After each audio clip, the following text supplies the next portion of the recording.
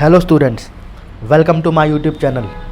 तो आज की क्लास में हम लोग वही अपनी डेफिनेट इंटीग्रेशन के जो प्रॉपर्टीज़ है ना उसको आगे बढ़ाने वाले हैं। ठीक है, तो देखिए जो आज की हमारी प्रॉपर्टी है ना वो है -a f x d x. ठीक है, अब देखिए इस प्रॉपर्टी को यूज़ करने के लिए ना आपको ना दो केस समझने पड़ेंगे कि फंक्शन आपका सबसे पहली बात ऑड है कि इवन है।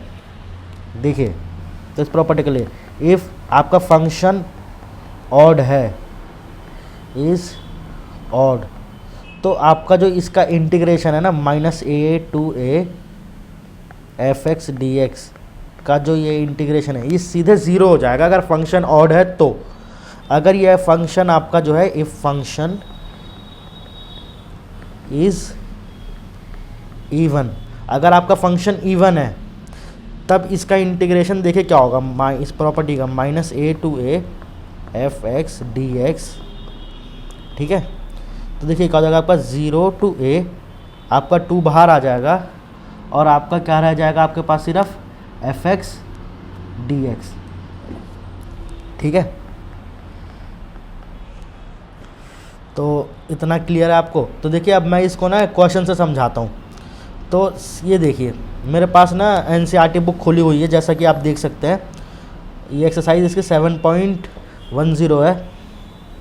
तो देखिए -π/2 to π।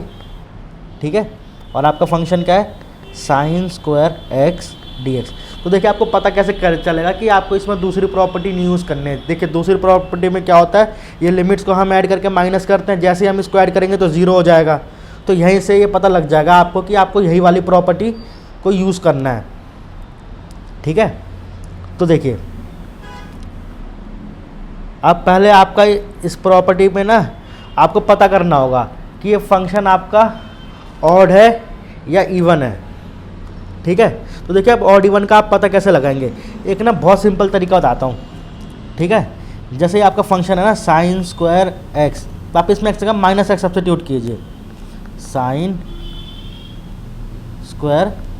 -x। तो देखिए ये क्या बन जाएगा sin -x का स्क्वायर। ठीक है, अब देखिए साइन के एंगल का बाहर आ जाता है और वो पॉजिटिव हो जाएगा, sin x², ये पॉजिटिव हो जाएगा। तो अगर ये देखिए पॉजिटिव आ गया ना तो ये तो मतलब इसका क्या है कि ये जो है इवन फंक्शन है, पॉजिटिव आ रहा है ना हमारा, तो इसका मतलब क्या हो गया, ये हमारे पास एक इवन फंक्शन है। तो जब भी ऐसा केस होता है अगर फंक्शन इवन है तो हमको क्या करना पड़ेगा, हमको ये वाली प्रॉपर्टी को यूज़ करना होगा अगर फंक्शन हमारा इवन आता है तो देखिए अब फंक्शन इवन आ रहा है, तो देखिए अब हम शुरू कैसे करते हैं। तो सबसे पहला काम आपको क्या करना है, i इज़ इक्वल टू वही -π/2 से π/2 फिर sin² x dx। अब आपको यही वाली प्रॉपर्टी यूज़ करनी है, जैसे आपने चेक कर लिया ना तो आपको यही वाली प्रॉपर्टी यूज़ करनी है -a f x d x is equal to आपको क्या होगा 0 to a f x d x. ठीक है, तो देखिए अब आप यही प्रॉपर्टी लगा दीजिए सीधे सीधे। तो क्या हो जाएगा आपका इस केस में i is equal to 0 to π/2 f x d x यानी sin² x dx। अब देखिए sin² x का आपको इंटीग्रेशन करना है, तो आप साइन का तो कर सकते हैं लेकिन स्क्वायर का नहीं, तो आपको फॉर्मूला यूज़ करना पड़ता है ना। तो आपको sin² x का ये फॉर्मूला तो पता ही है क्या होता है, 1 - cos 2x/2। तो देखिए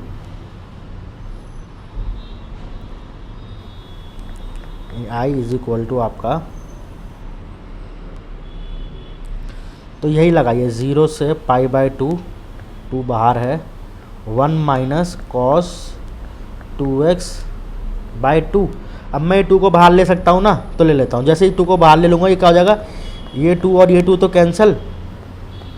अब मेरे पास क्या बच जाएगा 1 - cos 2x। अब देखिए 1 - cos 2x का इंटीग्रेशन क्या आ जाएगा, x - sin 2x/2, और इसमें फिर मैं वैल्यू कहाँ से रख दूंगा, 0 से लेके π/2 तक। तो देखिए I is equal to x की जगह π/2 minus sine 2 into π/2/2 minus 0 minus sine 2 0/2। तो देखिए साइन π/2 से तो 2 कटाइए, 2 करके तो साइन पाई क्या होता है आपका 0।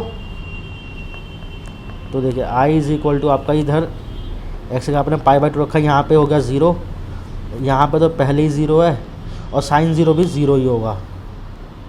तो आपका आंसर क्या आ जाएगा, सिंपल π/2। लीजिए हो गया आपका। अब आप अगला क्वेश्चन देखिए, वही एनसीईआरटी बुक ही चेक करवा रहा हूँ मैं आपको, ठीक है। सेम इस उसी टाइप का ही क्वेश्चन है ये भी।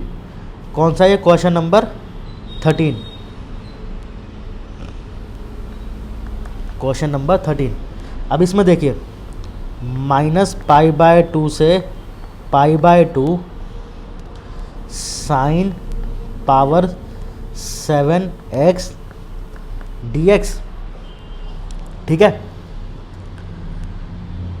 अब वही पहला काम होगा, क्या करना है, ऑड चेक करना है। तो सबसे पहले आप क्या करें, x की जगह माइनस एक्स रखें और पावर 7 है, तो ये क्या हो जाएगा, साइन माइनस एक्स की पावर 7। अब ये इसका जब खोलेंगे आप तो माइनस साइन एक्स ही मिलेगा आपको। तो देखिए माइनस आ रहा है ना, तो ये क्या है, ऑड। तो इस प्रॉपर्टी के हिसाब से फिर आप इस प्रॉपर्टी के हिसाब से अपना इंटीग्रल को ऐसे से 0 दिखा सकते हैं, -a to a f(x) dx, ठीक है। और आप लिख दीजिए इफ फंक्शन इज ऑड। यहाँ से आपने ऑड प्रूफ कर दिया ना, तो इसका इंटीग्रल क्या हो जाता है, 0, ठीक है। इसका इंटीग्रल क्या हो जाएगा आपके पास, सीधे सीधे 0, जैसे आपने प्रूफ कर दिया। तो फिर आप इसका आंसर कैसे लिखेंगे, देखिए simple I is equal to minus π/2 से, अगर आपने ये सब कुछ दिखा दिया है तो माइनस π/2 से π/2 साइन पावर 7x, तो इसका 7x dx, तो इसका इंटीग्रल क्या आ जाएगा, 0, ठीक है। अब आप इसी प्रॉपर्टी पे अपना क्वेश्चन नंबर देखिए, question number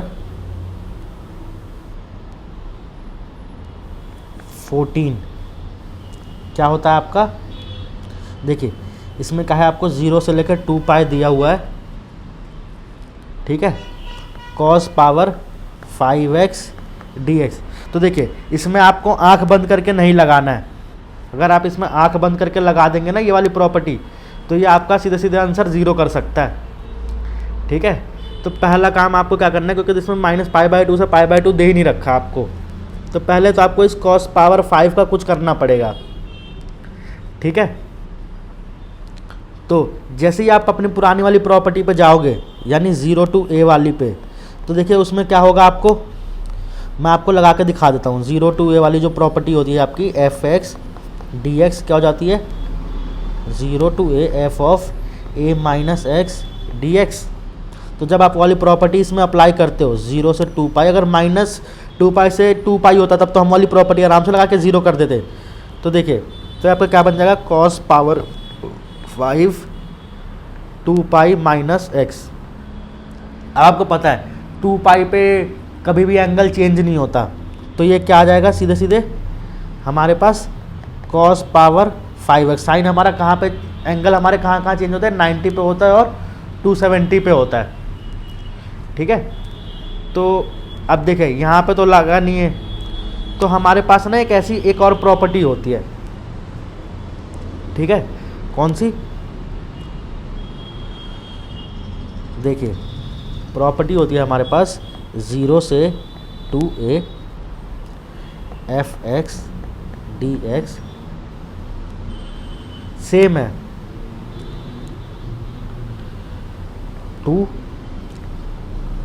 0 to a f(x) dx, ठीक है। कब, ये कब लगती है, if f 2a minus x is equal to f x, ठीक है। और इसका ना इंटीग्रल 0 हो जाएगा if F 2a minus x, जब भी 2a minus x is equal to minus f x आएगा, ठीक है। तो ये हमारा क्या हो जाता है 0,